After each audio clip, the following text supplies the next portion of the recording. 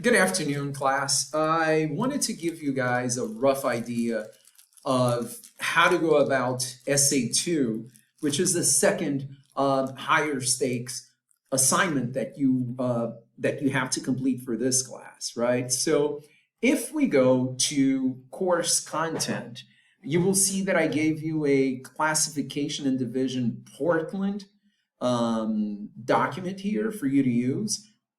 And when you click on it, I'm going to click on it, and then a new window will pop up, right? So this explains to you, this is a worksheet explaining to you what a classification and division essay is. I want you to read it, but I'm going to try to put it in words and see if I make sense. See if I make more sense than the paper does to you. So you use a classification and division essay when you have a concept, and this is usually very common in college, when you need to talk about something that is really big and that can be subdivided into smaller divisions, into classifications, right?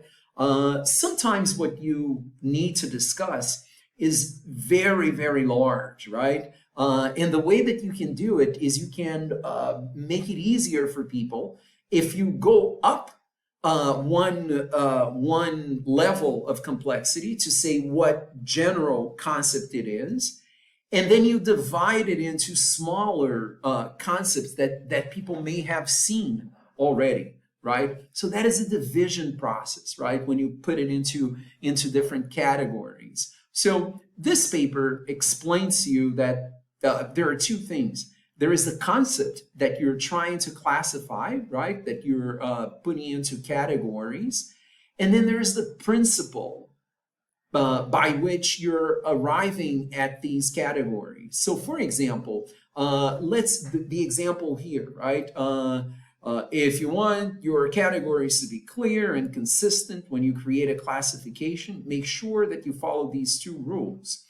Use only one criterion or organizing principle, right? So that everyone understands you. So if, for example, you wanted to group people according to income, that is fine. You could also, so you would have people with higher income, medium income, and lower income, for example. Or if you wanted to group them according to intelligence, right?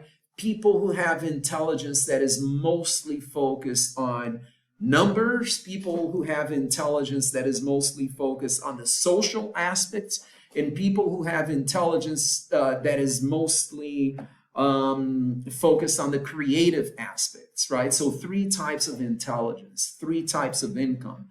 Do not, right, classify them according to all three principles. Pick one principle only, right? The second tip is that you create categories that allow room for everyone to fit into them. So if you had three categories and you have somebody that doesn't fit into those, your categories are kind of weak. You need to create better categories, right? And it doesn't have to be three. Three is a good number, but if you think that there are four, that is also fine, right? Why am I bringing this up? Well, first of all, I encourage you to read this because there is a worksheet here, right? With examples, right? I couldn't think of examples before, but look at this. The rhythmic gymnasts on the team in Moringa, Brazil, right? How are you organizing this classification? Well, I'm going to create categories, and the categories would be some who were addicted to practice and hard work, some who liked the social aspect, and others who wanted to travel. What is the principle here? The principle, the organizing principle in this case is what was their interest in joining the team? There were some who were really, really into gymnastics, some who were more into the social aspect of it, and others who just wanted to travel. Right? So that was the organizing principle. It is clearly stated, right? It can be clearly stated when you write your essay. And the same goes on, for example, if the topic is children's birthday parties, right? You have children that are left to play by themselves. You have parents and other adults organizing games. You have another possibility, which is an entertainer that is hired to come to the party. And then the party is held at a location which has many activities that cost money, like an amusement park. So the principle here, the organizing principle, was what kind of entertainment, right? Types of entertainment. So that's the first reason why I wanted you to read this, why I'm showing you this. But the other reason is when you write your first draft, which it's going to be due soon, the first drafts are not for my eyes to see. You're going to post them. You're going to go to groups, then go to file exchange, then upload them to the file exchange. And then when your classmates read, or when you read your classmates' essays, right, go ahead and answer these questions, right, to give you an idea if the essay was doing a good job in terms of classifying and dividing the concept in Manhattan Beach, okay? Which now brings me back to the assignment itself. So where is the assignment? I made it available today under course assignments, right? I hope you have already submitted your progress report, your reaction 1, your oral history report, and now your essay 2 is coming due, right? So if you click here, you will see the prompt. And the prompt is almost like a worksheet because it explains to you that you can have a topic, a subtopic that can be further divided into categories, right? Each of them has an organizing principle or a dividing principle, right? So I want you to create, I want you to identify and classify and divide a concept in Jennifer Egan's novel, Manhattan Beach, right? Well, here I gave you an example of how it could be done, right? In general for a classification and division essay. And now in here, I give you more specifically what I want for this assignment. I am asking that you write an essay about a concept in Manhattan Beach that made your heart tick a little stronger, right? Something that made you more interested in the book. It could be positive or negative interest, right? Something that turned you off, for example, enough that you want to write about it, right? So once you understand that concept really well, your job would be to explain it to your readers, the audience for this paper, which is your classmates in this class, and myself, right?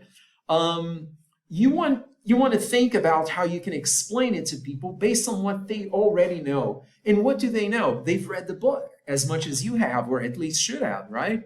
So the purpose of the assignment is to help you think critically about Manhattan Beach while demonstrating the ability to not just talk about the book, right? Not just say, oh yeah, I love it, it's good. Oh yeah, I feel sorry for Anna. No, I want you to go a little bit beyond. I want you to wear a different hat. I want you to wear the hat of a critic, right? Somebody who can remove herself or himself from the reading and then evaluate it. Then say, I like the way Jennifer Egan created these characters. I don't like the way she emphasized the setting so much. There were too many details. You notice how my talk now is a lot more elevated. The analysis is much more advanced because it means you thought about it, right? For you to get there, it takes A, reading the book, B, thinking about the book, and C, brainstorming and outlining how you're going to do it. I highly recommend that you go between this graphic, right, and also here, the idea of a classification and division essay with its organizing principle, its categories, with making sure that the categories fit, right? The organizing principle fits the categories that you had and so on, right? And plus the tips here that you see for advice, right? So let's get back to the assignment. So I am asking that you come up with a concept that interests you, right? And once you have thought enough about it, brainstormed it, your job will be to try to explain the concept to the audience in question, which is your classmates, right?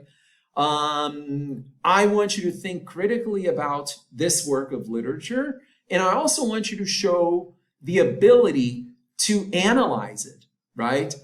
With a critical approach, right? To say, this is what I think is good about this piece of writing. This is what I think the writer did well, right? So I have a couple of requirements. This essay will be 3 to 4 pages in MLA format. I'm going to give you guys a couple more tips in another paper about MLA format, but to give you an idea, this paper is pretty much an MLA format, right? With a header, page numbers, and so on, with work cited in the end, right? Well, I recommend that you choose your topic carefully so that you can determine how much information to offer, right? So that you're balanced in how much information you talk about each subtopic or division of your topic. I want specific evidence. So I'm asking you for at least 3 direct and short quotes from the text, right? I don't want your writing to be mainly, and Egan says, quote, and then Egan explains, quote. No, I'm looking for your thinking about what Egan said, right? Really take into consideration the discussions that we've been having about narrative elements, right? Don't talk about the whole book, right? Talk about parts of the book, and that'll make your essay a lot more palatable. It'll make a lot more sense, right? Next, finally, save a few lines to discuss how Egan does this task, right? To evaluate her job as a writer, okay? I think that gives you a rough idea of what I want. Thank you.